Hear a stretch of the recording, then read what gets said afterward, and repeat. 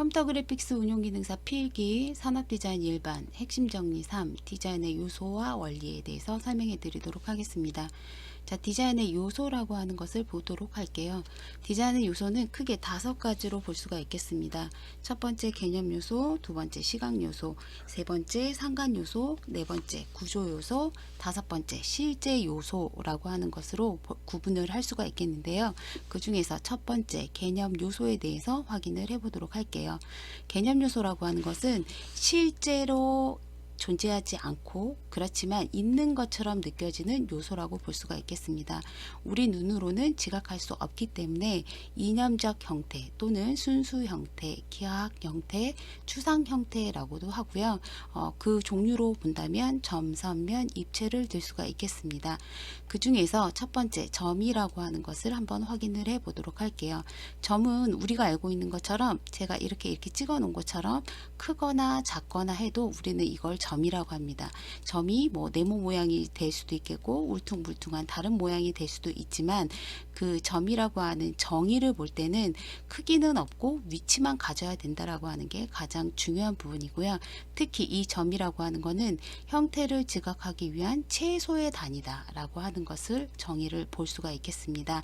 그래서 눈으로는 볼 수 있고 위치로 확인은 할 수 있지만 더 이상은 나눌 수 없는 그런 것들을 점이라고 할 수가 있겠죠. 이 점이라고 하는 것은 점이 모여서 선으로 다시 만들어질 수가 있겠고 또 그 뒤로 가면은 이제 선이 모여서 면이 되는 그런 어떤 인식의 개념을 이해를 해 주시면 되겠습니다. 자, 그러면 점 다음 선이라고 하는 걸 한번 보도록 할게요. 선이라고 하는 것은 아까 보여드린 것처럼 점이라고 하는 것들이 모여서 그 방향을 가지거나 길이를 가지는 것들을 우리가 선이라고 볼 수가 있겠는데요. 정의로 본다면 무수히 많은 점들의 집합 또는 점이 이동한 흔적이라고 한다라고 하는 부분들을 중요하게 정의로 확인을 하실 수가 있겠습니다. 점이 이동하면서 우리가 길이나 아니면 방향을 가질 수가 있어요. 하지만 여기에서 폭을 갖거나 아니면 면적을 갖게 되면은 이거는 선이라고 할 수가 없겠죠. 그리고 우리가 보는 것처럼 우리 선이라고 하는 것은 면의 한계나 교차, 즉 보이지 않는 곳에서도 우리는 선이라고 볼 수가 있겠는데 이거는 무슨 얘기냐면 이런 어떤 사각형의 도형이 있다라고 만약에 보시게 되면 이 사각형에는 한 개의 면이라고 하는 4개의 면이 모여서 사각형 또는 삼각형이라고 하는 걸로 우리는 형을 지각을 해 줄 수가 있겠죠. 그리고 또는 어떤 사각형들이 이렇게 면들이 교차하는 부분에서도 이 부분에서도 우리는 선이라고 하는 걸로 인식을 할 수 있다라고 하는 거예요. 그 부분을 이해를 해주시면 되겠고요. 이 선이라고 하는 부분이 시험 문제에서 가장 많이 나오는 부분이라고 보시면 되겠습니다. 어떤 부분에서 많이 나오는지 한번 보도록 할게요. 선의 성격이죠. 선의 성격. 그래서 크게 선이라고 하는 거는 직선, 곡선, 절선, 끊어진 선을 말해주는데 이 3가지의 선을 가장 기본선으로 이제 볼 수가 있겠고 그 중에서 이 선의 두께에 따라서 굵은 선 또는 가는 선이라고 하는 걸로도 나눠 볼 수가 있겠죠. 좀 더 자세하게 밑에 표를 보고 한번 설명을 해보도록 하겠습니다. 직선이라고 하는 것은 우리가 알고 있는 것처럼 수평선이라던가 수직선, 사선 이러한 어떤 방향성을 가지고 있는 선들을 얘기를 해주는데요. 이 직선 같은 경우들은 대부분 어떤 경직되고 아니면 확실, 명료, 단순한 이런 느낌들을 가질 수가 있겠죠. 그리고 이 직선과는 반대인 곡선은 좀 더 유연한 형태를 가지고 있죠. 그러다 보니까 직선은 남성적인 느낌인 반면에 곡선은 여성적인 느낌이라고 하는 걸로 구분을 해볼 수가 있겠습니다. 곡선은 어때요? 좀 더 우아하고 좀 더 매력적이고 섬세하고 동적인 그런 느낌들을 가질 수가 있겠죠. 그래서 직선과 곡선이라고 하는 특징으로 크게 2개로 구분해서 확인을 해 보시면 되고요. 특히 이 직선이라고 하는 곳은 수평선, 수직선, 사선 이런 것들로 다시 나눠 볼 수가 있다라고 얘기를 했어요. 방향성에 따라서. 자, 그러면 수평선이라고 하는 걸 한번 보도록 할게요. 우리가 수평선, 지평선 이런 거 많이 들어보신 것처럼 이런 선들을 보게 되면은 우리가 전체적으로 좀 더 안정감을 많이 느끼게 되죠. 그리고 그 안정감에서 좀 더 휴식이라고 하는 느낌이라던가 아니면 평화로운 그런 느낌들을 또 가질 수가 있겠고, 그리고 수평선은 무한한 정지감, 정적인 느낌, 이런 것들을 또 같이 느껴줄 수가 있겠습니다. 그러면 수평선과 반대인 수직선이라고 하는 것은 위로 상승하는 느낌이 가장 대표적이라고 볼 수가 있겠죠. 그래서 좀 더 상승감은 다시 다른 말로 이렇게 본다면 좀 더 권위적이고 또는 준엄한 그러한 느낌으로 볼 수가 있겠고요. 그러다 보니 어떤 방향성을 위로 갖고 있기 때문에 긴장감을 갖고 있거나 아니면은 좀 더 이렇게 상승하는 그런 느낌들을 여기에서 이제 얻을 수가 있겠죠. 그래서 수직선이라고 하는 것과 수평선의 성격 두 개 반대되는 개념이니까 확인을 해 보도록 하시고요. 사선이라고 하는 걸 한번 보도록 할게요. 사선은 우리가 수평선이나 수직선만으로 가지고 어떤 형태적인 것들이라든가 이런 것들을 사용하시게 되면은 좀 더 단조로워 보일 수가 있습니다. 그래서 그 단조로움을 없애주기 위해서 또는 흥미를 유발시켜 주기 위해서 우리가 동적인 분위기를 조성해야 되는 경우가 있어요. 이럴 때는 사선을 사용을 해준다라는 거죠. 그래서 이 사선이라고 하는 느낌은 기본적으로 동적인 느낌을 가진다, 활동적인 느낌을 가진다 라고 하는 그런 어떤 장점의 성격을 가지고 있고요. 거기에서 좀 더 반대적인 성격으로 본다면 이렇게 사선이라고 하는 거는 수평이나 수직선이 아니기 때문에 좀 더 불안정감이라고 하는 것들을 느낄 수가 있다라고 하는 걸로 보시면 돼요. 그래서 우리가 어떤 광고라든가 이런 매체들을 봤을 때 거기에 어떤 객체들이 이런 사선의 형식을 띈다던가 아니면 문자, 우리가 뭐 헤드라인이라든가 이런 것들이 사선의 어떤 위치 배열로 되어 있다라고 한다면 좀 더 극적인 느낌을 만들어낼 수가 있겠죠. 그러면서 스포츠라든가 그런 의류라든가 아니면 그런 브랜드에서 많이 쓰는, 그래서 운동감을 이렇게 살려줄 수 있는 그런 선으로 대표적으로 활용이 되고 있습니다. 자, 그 다음에 이제 기하학적이다, 유기적이다 라고 하는 게 있는데, 유기적이라고 하는 건 이렇게 부드러운 선을 얘기를 해주는 거 있고요. 기하학적이다 라고 하는 것은 우리가 이렇게 계단 같은 거라든가 지그재그라든가 뭐 이런 선들 같은 경우는 어때요? 규칙적인 어떤 기계적인 느낌을 갖게 되죠. 그렇기 때문에 좀 더 딱딱하고 긴장감을 느낄 수 있다라고 하는 걸로 보시면 되겠고, 자유곡선이라고 하는 건 지금 제가 이렇게 빨간 펜으로 그리듯이 좀 더 자유분방한 프리핸드 선이라고 얘기를 하죠. 그래서 좀 더 개성적이고 무질서한 느낌을 가질 수 있다라고 하는 걸로 보시면 되겠습니다. 그래서 선이라고 하는 거에서는 가장 큰 부분을 이렇게 정의 부분하고요. 그 다음에 선의 성격이라고 하는 부분에서 시험 문제가 많이 나오니까 꼭 한번 확인을 해 주시도록 하세요. 자, 그러면 면이라고 하는 것으로 한번 더 넘어가 보도록 할게요. 면이라고 하는 거는 선이 이동한 어떤 자치라고 보시면 되겠죠. 선이 수평으로 이동했느냐 수직으로 이동했느냐 어떤 방향성을 가지고 이동을 하거나 아니면은 어떤 축을 기준으로 해서 회전을 해서 이동을 하거나 이런 다양한 형태로 만들어 주는 거를 우리가 이제 뭐 나중에 입체로 볼 수가 있겠는데, 이 면이라고 하는 거는 선이라고 하는 것들이 어떻게 이동했느냐예요. 그래서 선이 내가 이렇게 평행하게 이렇게 이동했다 그럼 사각형이 될 수도 있는 거고요. 그죠? 자, 그 다음에 우리가 선이라고 하는 게 회전했다 그러면 원형이 되기도 한다 라고 하는 걸로 이제 보시면 되겠죠. 자, 그리고 우리가 면이라고 하는 것은 특히 이렇게 길이나 넓이를 가지고 있어야 된다. 그래서 길이도 가지고 있고 넓이, 면적을 가지고 있어야 된다 라고 하는 걸로 보셔야 되고, 그 대신 두께를 가지게 되면은 우리가 면이라고 인식을 안 하죠. 입체라고 볼 수가 있겠죠. 그래서 그런 어떤 정의 부분을 한번 확인을 해 보도록 하십시오. 자, 그 다음에 이 입체라고 하는 것은, 그래서 면이라고 하는 것은 실제 면이 하나 이렇게 만들어지게 되면 이 면에서 뭐를 할 수가 있어요? 색을 넣어준다던가 질감을 입혀줄 수가 있겠죠. 그리고 이 사각형을 제가 이렇게 만들어주게 되면 어때요? 좀 더 앞이 크고 뒤는 좁은 이런 원근감도 느낄 수 있다라고 하는 거예요. 그래서 그런 부분들도 한번 보시면 되겠습니다. 그리고 선의 성격이라고 하는 것을 위해서 한번 확인을 해 드렸는데, 이 선의 성격과 동일하게 이 면이라고 하는 것도 같은 어떤 성격을 띠게 되어 있습니다. 그래서 평면이라고 하는 것은 당연히 곱고 평화란 안정감을 가질 수 있겠고요. 특히 수평선이라고 하는 거는 안정감의 대표라고 말씀을 드렸죠. 수직선은 긴장감을 주고 어떤 방향성, 상승감을 준다라고 말씀을 드렸고요. 사면은 우리가 사선을 생각을 하시면 되겠죠. 동적이고 운동감을 가질 수 있고 거기에서 불안정감도 표현을 해줄 수 있는 게 사면의 특징이다 라고 보시면 되겠고, 곡면이라고 하는 것은 좀 더 유연하고 여성적이고 섬세한 그런 어떤 동적인 표정을 가질 수 있는 그런 면으로 특징을 확인을 해 보시면 되겠습니다. 자, 그 다음에 이제 입체라고 하는 걸 한번 보도록 할게요. 입체라고 하는 것은 면이 이동한 자치다. 그래서 면이 역시 어떤 방향으로 가지고 이동을 하냐, 어떤 축으로 회전을 하냐에 따라서 우리가 입체의 모양을 확인을 해 볼 수가 있겠는데요. 특히 입체로는 이렇게 다면체, 구, 원뿔, 원기둥, 원뿔대 등으로 우리가 이제 볼 수가 있겠고요.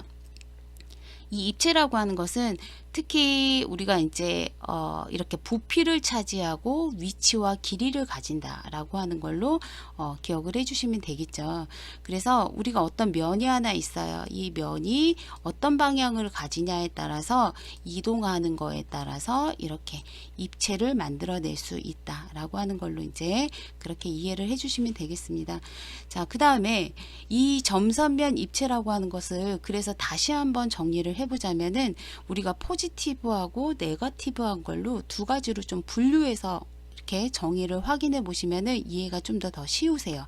그래서 이 부분을 한번 더 확인을 해 보시게 되면은 우리가 실제 뭐 보고 확인할 수 있는 그런 것들을 우리가 적극적 정의로 구분을 해 보시면 돼요. 그래서 점은 어떻다라고 그랬죠? 위치만 가지고 있다라고 말씀을 드렸고요.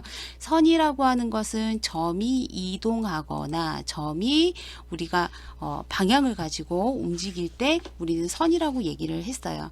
그리고 면이라고 하는 것은 점이 커지거나 그죠? 면적을 가진다라고 말씀을 드렸죠. 그리고 선이 이동하게 되면은 역시 면으로 볼 수 있다라고 말씀을 드렸고, 그죠? 그런데 이런 것들은 직접 우리가 점, 선, 면이라고 이제 느낄 수 있는 것들을 얘기를 해주는 거고요. 소극적이다라고 하는 것은 우리가 점이다, 선이다, 면이다라고 하는 걸로 직접적으로 보이지는 않지만 우리가 그렇게 말하는 것이라고 생각을 하시면 될 것 같아요. 그래서 선의 교차점 아니면 꼭지점 이런 것들은 다 점이라고 우리가 얘기를 하죠. 그리고 선의 한계점 이런 부분들은 우리가 점이라고 얘기를 합니다. 자, 그 다음에 선이라고 하는 것도 한번 보시면 우리가 어떤 사각형이 있다 그러면 이 사각형의 가장자리를 우리가 한계선이라고 하죠. 이런 선이라던가 아까 보여준 것처럼 이렇게 교차에 의해서 나타나는 교차선 이런 부분들도 보이지는 않지만 우리가 선이라고 얘기를 하죠. 자, 그 다음에 면이라고 하는 것도 볼게요. 면도 우리가 어떤 입체가 있다라고 본다면 이 입체는 육면체라고 우리가 얘기를 하지 않습니까? 이 육면체라고 하는 건 뭐예요? 입체가 6개의 면으로 닫혀 있다라고 하는 거죠. 그래서 우리가 입체의 한 개 면이 어떤 면으로 구성이 되어 있느냐 이런 것들도 우리가 입체라고 하지만 면으로 얘기를 하는 거를 이해를 해주시면 되겠고, 또는 이런 면과 면이 교차되는 부분에 만나는 이 부위도 우리가 면이라고 인식을 할 수가 있겠죠. 자, 그러면 입체라고 하는 것도 한번 볼게요. 입체도 당연히 면이 이동해서 만들어지는 거라고 말씀을 드렸고요. 이동한 자체다. 그 다음에 소극적인 건 뭐냐면 우리가 겉으로 보여지는 이런 것들을 입체라고 하지만 이 안쪽에 있는 내부 공간도 우리가 입체라고 얘기를 해줄 수가 있겠죠. 자, 그래서 점선면 입체라고 하는 거는 크게 적극적이냐 소극적이냐 라고 하는 이 표로 꼭 구분을 해서 확인을 할 수 있도록 그렇게 외워두시면 많이 좀 도움이 되실 겁니다. 자, 이게 우리가 말하는 개념 요소였어요. 개념 요소는 점선면 입체로 되어 있다. 자, 그러면 시각 요소를 한번 보도록 하겠습니다. 시각 요소라고 하는 것은 눈으로 보여지는 것들로 이제 생각을 하시면 돼요. 눈으로 보여지는 것, 우리가 형이나 형태를 볼 수가 있겠고요. 그 형태가 가지는 크기 또는 그 형과 형태가 가지는 색채, 그 다음에 질감, 그다음 크기, 빛, 뭐 이런 것들이 다 이 시각 요소 안에 포함이 된다라고 보시면 되겠는데요. 첫 번째 형과 형태에 대해서 한번 보도록 하면 쉽게 구분을 할 때는 형은 쉐입이라고 얘기를 하고요. 형태는 폼이라고 얘기를 합니다. 이거는 어떻게 분류를 하냐면 형은 우리가 삼각형, 사각형, 오각형 하는 것처럼 이런 형은 2차원적인 개념입니다. 그래서 도형의 윤곽을 가지고 있는 것들을 얘기를 해주는 거고요. 우리가 폼이라고 하는 것은 입체, 우리가 실제 보는 그런 어떤 방향과 각도를 가지고 보고 지각하는 것을 우리가 형태라고 볼 수가 있겠습니다. 자, 그래서 크게 형과 형태라고 하는 게 시각 요소의 첫 번째 요소로 볼 수가 있겠고요. 자, 그 다음에 이런 형과 형태를 가지게 되면 당연히 그 크기를 가지고 있을 수 있겠죠. 그래서 이 스케일이라고 하는 것은 여기에 나오는 것처럼 라틴어에서 유래가 되었으며 그 다음에 점, 선면, 입체, 공간, 간격을 가질 때 상대적인 크기를 가진다라고 되어 있어요. 이 크기는 나중에 우리가 좀 더 자세하게 비례나 이런 부분에서 디자인의 원리에 대해서 다시 더 자세하게 설명을 해드리도록 하고요. 자, 그 다음에 색채라고 하는 게 있습니다. 색채. 자, 이 색이라고 하는 것은 우리가 광원이라고 하는 빛이 있어요. 빛이 있으면 어떤 물체에 그 빛이 닿겠죠. 그러면 이 물체의 다음 빛은 다시 반사를 통해서 내 눈 안에 들어오게 되어 있죠. 그러면서 내 눈 속에서 망막의 시신경이 자극이 되면서 거기에서 어떤 여러 가지의 시신경 세포들이 이거는 무슨 색이다 라고 하는 것으로 지각을 한다라는 거죠. 이런 어떤 단계들을 포함한 것들을 우리가 색채라고 얘기를 할 수가 있는데, 이 색채는 특히 물체에서 반사가 되느냐 분해가 되느냐, 투각, 굴절, 흡수라고 하는 이런 성격에 의해서 반사된 빛이 내 눈에 들어와서 지각되는 것들을 우리가 색채라고 볼 수가 있겠습니다. 자, 그 다음에 질감이라고 하는 거 한번 보도록 할게요. 질감이 시험 문제에 만약에 나온다라고 한다면 이 부분만 좀 더 중요하게 보시면 될 것 같아요. 표면적 특성이죠. 이 표면적 특성인데 특히 우리가 거의 대부분 느끼는 것들은 뭐냐면 눈으로 보고 질감을 파악하는 시각적 요소와 손으로 직접 만져서 느끼는 촉각적 요소로 구분을 해볼 수가 있겠습니다. 그래서 시각적 요소와 촉각적 요소로 구분되는 시각 요소는 무엇이냐라고 한다면 질감이라고 하는 것으로 답을 표기하시면 되겠죠. 많이 나오는 문제였습니다. 자, 그 다음에 빛이라고 하는 거 한번 보도록 할게요. 빛은 우리가 색이라고 하는 것을 지각하기 위해서 가장 1차, 가장 첫 번째 조건으로 필요한 요소인데요. 빛이라고 하는 거는 우리가 눈으로 볼 수 있는 가시광선이라고 하는 게 있겠고, 눈으로 볼 수는 없지만 적외선이나 자외선이라고 하는 걸로도 구분이 되기도 합니다. 이 부분은 색채학 파트 부분에서 좀 더 자세하게 설명을 할 거기 때문에 이 정도만 설명을 하고 좀 넘어가도록 할게요. 자, 이렇게 시각 요소라고 하는 종류와 개념 요소에 대해서 이제 설명을 해 드렸고, 자, 나머지 상관 요소와 구조 요소, 실제 요소라고 하는 것을 한번 보시게 되면 상관 요소라고 하는 거는 말 그대로 어떤 목적에 의해서 그 요소가 이제 결합이 되고, 그 요소들이 이제 서로 연관지어서 나타났을 때 방향성을 가지거나 아니면 공간감, 중량감 등을 가지게 되는 이런 것들을 우리가 상관 요소라고 볼 수가 있겠고요. 구조 요소라고 하는 거는 우리가 입체, 3차원 형태로 보기 위해서는 당연히 꼭지점이나 모서리나 면 같은 그런 부분들이 요소로 포함이 되어 있겠죠. 그것들을 구조 요소라고 볼 수가 있겠습니다. 자, 그 다음에 마지막 실제 요소라고 하는 것은 우리가 만약에 어떤 이런 모양들을 하나 만들었다, 이렇게 만들었어요. 자, 이거는 뭐예요? 제가 이렇게 뭐 예쁘게 그리지는 않았지만은 이거는 지금 의자지 않습니까? 그래서 얘는 지금 어떤 면들과 입체를 구성해서 우리가 앉기 위한 모양으로, 우리가 형태로 이렇게 모양을 만들었단 말이에요. 자, 그러면 여기에다가 이제 목적을 심어준 거죠. 얘는 의자야. 그리고 앉을 수 있어.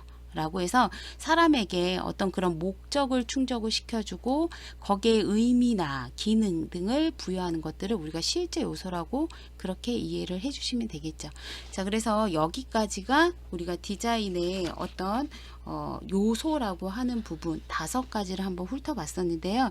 실제 우리 시험에 나오는 부분은 상관 요소나 구조 요소, 실제 요소라고 하는 것보다는 여기에서 다시 한번 위를 보게 되면 개념 요소에서 점선면 입체의 정의라던가 그 다음에 특히 제가 아까 강조했던 부분에 선이라고 하는 거의 성격이죠, 성격. 그래서 그 성격이라고 하는 부분. 그리고 우리가 점선면 입체를 포지티브하게 적극적이냐 또는 네거티브 소극적이냐라고 하는 걸로 구분을 할 수가 있어야 되겠고요. 특히 시각 요소라고 하는 거는 눈으로 보여줄 수 있는 형태, 크기, 색채, 질감, 크기, 빛 이런 것들이 어떠한 정의를 갖고 있는지에 대해서 알고 계신다면은 시험 문제를 푸실 수가 있겠습니다. 그래서 출제 빈도수가 좀 높은 부분이니까요. 좀 더 자세하게 한 번씩 더 읽어보시고 문제를 풀어보시기 바랍니다. 다음으로는 디자인의 원리에 대해서 설명을 하도록 하겠습니다. 자, 디자인의 원리라고 하는 것은 통일, 변화, 조화, 균형, 율동으로 대표적으로 볼 수가 있겠는데요. 자, 먼저 통일서부터 보도록 하겠습니다. 자, 통일이라고 하는 것은 미적 질서를 주는 기본 원리라고 보시면 되겠고요. 디자인에서 가장 중요한 속성입니다. 그런데 통일을 너무 많이 사용을 하다 보면은 단조로워 보일 수 있고 또 무미건조해질 수 있기 때문에 적절한 어떤 조화가 필요하게 되어 있고요. 이 적절한 조화라고 하는 걸 하기 위해서 이제 쓰는 원리가 변화라고 보시면 되겠습니다.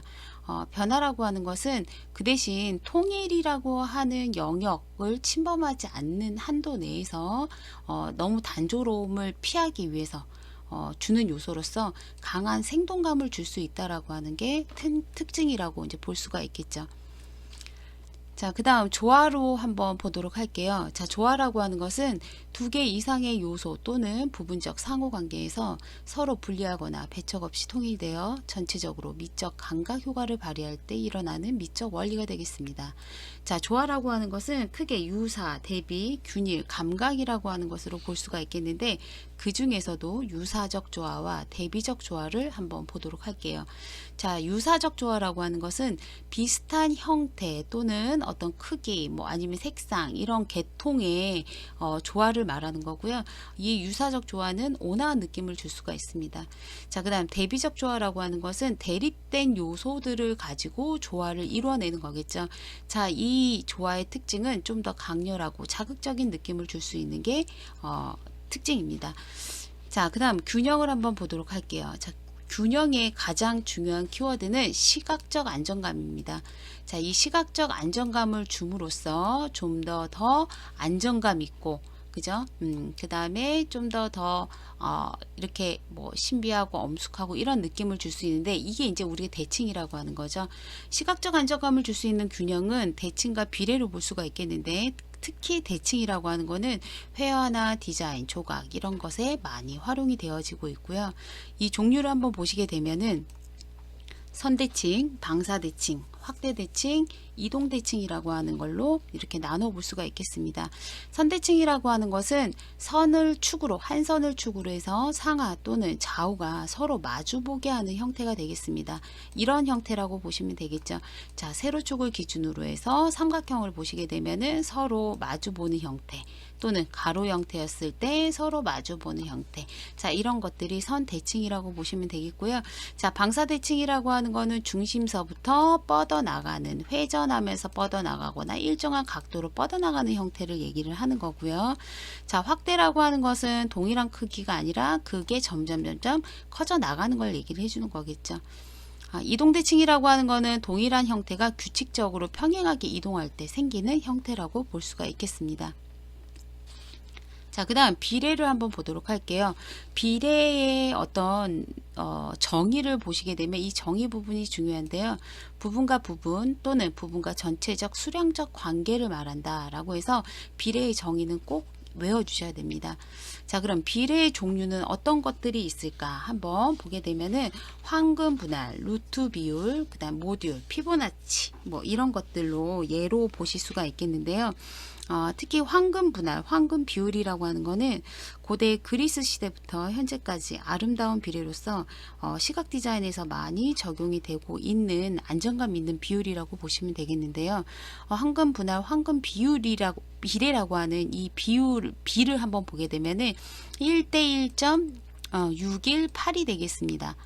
자, 지금 보면은 교재에는 이 지금 루트 비율이랑 황금 비율이 이렇게 지금 거꾸로 표기가 되어 있어요. 이거는 좀 주의해서 다시 한번 확인을 하도록 하시고요. 자, 루트 비율을 한번 보도록 할게요. 자, 루트 비율은 1대 1.414. 1대 1.414로서 실제 우리 A4 종이 아시죠? 이 종이 A4 종이 같은 경우가 루트 비율로 만들어져 있다라고 하는 거를 또 상식적으로 하나 알고 계시면 좋겠습니다. 자, 그 다음 모듈이라고 하는 거는 인간 신체의 척도와 비율을 기초로 한 측정 단위를 얘기를 해주는 거고요. 피보나치 수열이라고 하는 거는 두 개의 항의 합을 그 다음 항에다가 이렇게 넣어주는 거죠. 자, 그래서 1 더하기 1은 2, 2 더하기 3은 5, 5 더하기 8은 13 이런 식으로 어떤 두 항의 합이 그 다음 항에 놓여진다라고 하는 이 규칙성을 아시면 피보나치 수열이다라고 이렇게 답을 해주시면 되겠어요. 자, 그 다음에 율동으로 한번 보도록 할게요. 자, 율동이라고 하는 것은 형태나 색채, 자, 이런 것들이 반복되면서 표현이 되었을 때 색이 변경되거나 형태가 변경되거나 하는 그런 어떤 시각적 운동감을 말하게 되어 있습니다. 자, 그러면 율동이라고 하는 종류가 어떤 종류가 있는지 한번 보도록 할게요. 자, 우리가 일반적으로는 율동감은 반복적인 동일한 요소가 둘 이상 배열되어졌을 때 좀 규칙적으로 보이는 것들을 우리는 율동으로 볼 수가 있습니다. 이거를 반복 또는 두 개 이상이 다른 요소들이 반복되어지는 것, 교차 이런 것들로 이제 확인하시면 되겠고요. 방사라고 하는 거는 중심을 기준으로 해서 바깥쪽으로 퍼져나가는 현상을 말합니다. 자, 그 다음에 우리 율동에서 가장 대표적이고 시험 문제에 가장 많이 나오는 게 이 점이 또는 점증, 이거를 이제 그라데이션이라고 얘기를 하죠. 자, 그래서 하나의 성질이 증가되거나 감소돼서 나타나는 현상. 그래서 크기가 바뀌거나 아니면 어떤 형태가 방향에 의해서 바뀌거나 또는 색상이 변경되거나 라고 해서 점진적으로 변화돼서 생기는 현상을 우리가 점이, 점증, 그라데이션, 아주 중요합니다. 꼭 외워주도록 하세요. 자, 그 다음에 강조와 대비를 보도록 할게요. 자, 강조라고 하는 것은 우리가 어느 일부분을 강하게 하여, 그러니까 색상을 강하게 하든 명암 대비를 강하게 하든 뭐 형태의 크기를 강하게 하든 그렇게 해서 시각적 초점을 주는 거죠. 강하게. 자, 그래서 흥미를 부여하는 현상을 이 강조라고 보시면 되겠고요. 자, 대비라고 하는 것은 두 개 이상의 서로 다른 성질이 같이 배열됨으로써 특히 서로 다른 특징을 돋보이게 하는 현상입니다. 그러니까 이 상반된 성질이라고 하는 것으로 강조한다라고 하는 거를 꼭 기억을 해 주셔야 되겠죠. 자, 여기까지 제가 디자인의 어떤 원리에 대해서 설명을 해 드렸고요. 자, 그 다음에는 형태의 분류 및 특징에 대해서 한번 보도록 하겠습니다. 자, 이념적 형태와 현실적 형태는 무엇이냐라고 되어 있는데 이념적 형태라고 하는 것은 아까 앞서 얘기한 것처럼 우리 디자인의 요소에서 점, 선면, 입체 이거를 우리가 이념적 형태라고 이념적 요소라고 얘기를 했잖아요.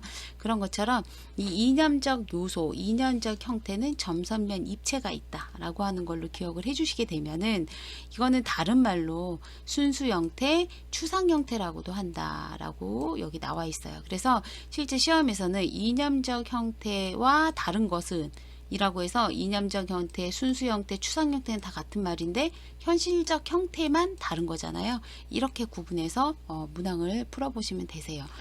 자, 그러면 현실적 형태라고 하는 것은 뭐냐? 자연적으로 생성된 자연 형태, 인간이 만들어 놓은 인위적 형태가 있다. 그래서 사람이 만들어 놓은 형태 또는 자연에서 나오는 형태 이런 것들을 우리가 현실적 형태다라고 구분을 하시면 되겠죠. 자, 그 다음은 형태의 생리와 심리에 대해서 한번 보도록 하는데요. 여기에서는 게슈탈트 심리법칙이라고 하는 게 나옵니다. 이 게슈탈트 심리법칙은 게슈탈트 심리학파에서 심리 용어로 우리가 형태를 지각하는 방법 또는 법칙을 얘기를 하는데요. 사람들은 일반적으로 사물을 그대로 보려 하지 않고 특히 어떻게 해요? 무리지어 보이거나 연속해서 사물을 인식하려고 하는 그런 어떤 습성이 있더라. 그래서 그런 규칙을 찾아냈는데 그 규칙을 이렇게 네 가지로 나눠 보고 있습니다. 자, 그래서 근접성의 요인이라고 하는 걸 한번 보도록 하면, 근접성은 자, 동일한 제가 이렇게 선을 6개를 그었어요.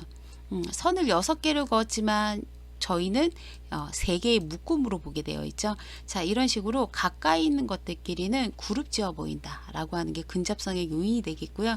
자, 유사성이라고 하는 것은 모양이 같거나 이렇게 크기가 같거나 아니면은 색이 같거나 이런 것들은 우리가 동그라미 3개, 세모 4개 이런 식으로 이제 인식을 한다라는 거죠. 자, 그래서 비록 떨어져 있다 하더라도 비슷한 성질들은 무리지어 보인다. 이게 이제 유사성의 요인이 되겠고요. 자, 연속성의 요인이라고 하는 것은 진주 목걸이 생각하시면 되세요. 그래서 우리가 유사한 배열의 방향성을 가지고 있으면 이게 어때요? 하나의 선처럼 보이죠? 하나의 묶음처럼 보인다라는 거예요. 그래서 이거를 다른 말로는 공동 운명의 법칙이라고도 합니다. 자, 이거를 연속성의 요인이라고 하죠. 자, 그 다음 마지막으로 폐쇄성의 요인 한번 살펴보도록 할게요.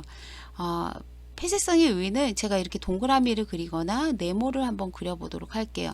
자, 그런데 지금 실제 이 위에는 완전히 닫히지 않았습니다. 그래서 정확한 원형과 네모라고 볼 수 없지만 우리는 동그라미와 네모로 인식을 한다라는 거죠. 이런 식으로 불안정한 형이지만 이것들을 하나로 완전 형태로 인식하려고 하는, 그룹지어 보이려고 하는 현상을 폐쇄성의 요인이라고 한다. 이렇게 이제 이해하시면 되겠죠. 자, 그래서 게슈탈트 심리법칙이라고 하는 것은 그 요인이 아닌 것은 또는 어떤 그 요인의 특징을 설명을 하고 그 특징의 요인이 무엇이냐라고 하는 찾는 방법의 시험 문제가 많이 나오니까요. 한번 눈여겨 보도록 하시고요. 자, 그 다음에 착시를 한번 보도록 할게요. 자, 착시라고 하는 것은 우리 그냥 쉽게 생각하면 눈의 착각입니다. 그래서 실제 형태가 그러하지 않음에도 불구하고 우리가 다르게 인식하는 현상을 얘기를 하는 거죠. 자, 그래서 눈의 생리작용에 의해 일어나는 시각적인 착각을 말한다 라고 하는 정의를 한번 보도록 하시고요. 한번 착시의 종류가 어떤 것이 있는지 보도록 할게요.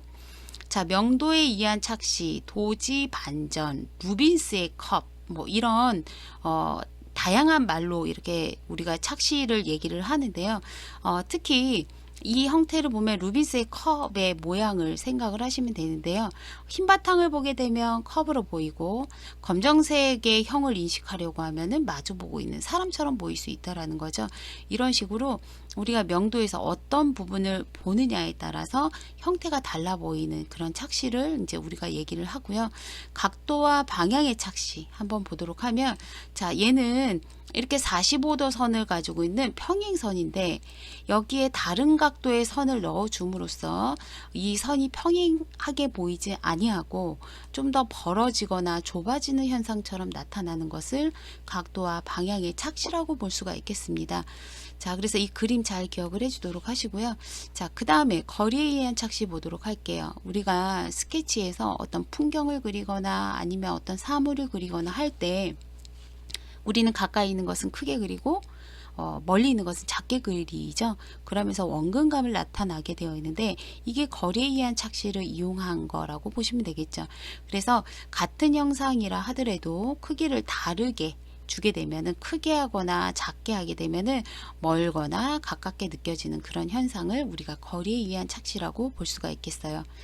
자, 그 다음에 속도에 의한 착시 한번 보도록 하면, 자, 우리 실제 우리 이렇게 뭐 차도를 가시게 되면은 교통 표지판을 보게 된다던가 아니면 길거리에 간판, 사인이라고 하죠. 그 사인을 보시게 되면은 실제 글자보다 좀 더 폭이 좁고 긴 문자로 되어 있는 거를 확인하실 수가 있으세요.